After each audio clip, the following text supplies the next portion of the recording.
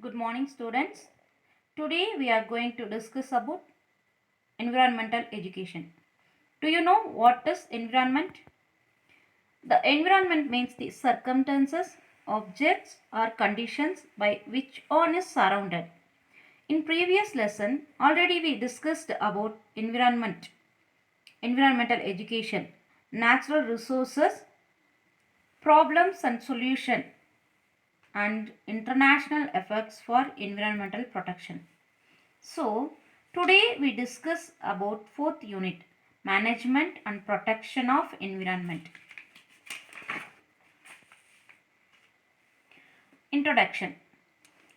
Environmental management involves the management of all components of the biophysical environment, both biotic and non-biotic or abiotic. Do you know what is biotic and non-biotic? The biotic is nothing but the living organisms. Non-biotic is non-living organisms. The environment also involves the relationship of the human environment.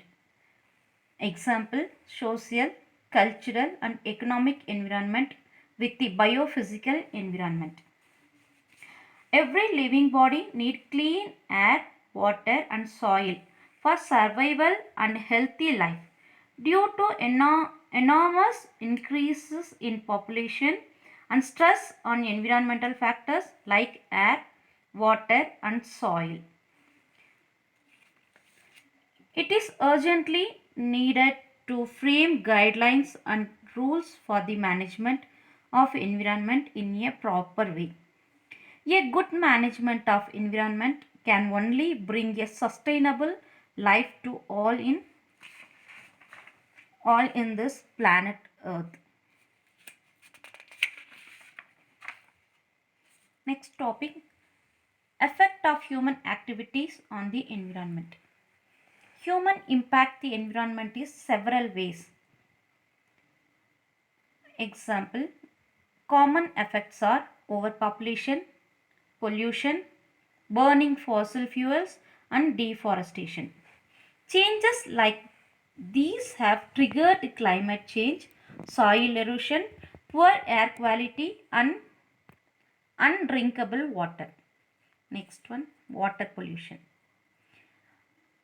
Contamination of water.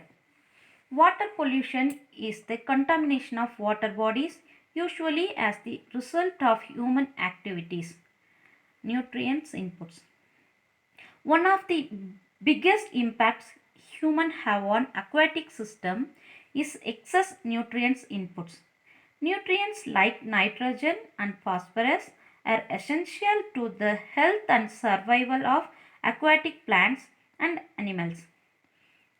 Introduce large quantities of nutrients. However, humans introduce large quantities of nutrients primarily through overuse of fertilizers, reduce water quality. Too many nutrients can rapidly reduce water quality by causing overgrowth of certain bacteria and algae that use the oxygen necessary for other species to survive. Next topic, air pollution. The majority of air pollution is the result of human activities. For example, increased fossil fuel. Increased fossil fuel from motor vehicle, industrial, factories and power plants all pump large quantities of air pollution, such as carbon monoxide, ozone and nitrous oxide into the atmosphere. Next one, climate change. Human activities. Human activities are largely responsible for an increases in temperature around the globe, primarily due to carbon dioxide and other greenhouse gas emission. This increase in temperature is leading to change in where crops can grow and where certain fish or animals can be found, all vital for feeding and increasing human population. Next one, effects of agriculture activities on environment. The effect of agriculture on the environment can be broadly classified into three groups. First one, local changes. Next one, regional changes. Third one, global changes. Local changes. These changes include soil erosion and increase in sedimentation in local rivers. Next one, regional changes. Regional changes includes deforestation, desertification, large-scale population, increases in sedimentation in major rivers. Third one, global changes. These changes, climatic changes as well as initially extensive changes in chemical cycle. Next topic, effect of housing activities on environment. House activities includes home decoration, pet keeping and other environmental factors have significant impact on the health of the residents. Building materials continue to affect. Several building materials continue to affect the indoor air quality. These materials used as solvents, finishes and cleansers for maintenance and protection of building. Greenhouse gas.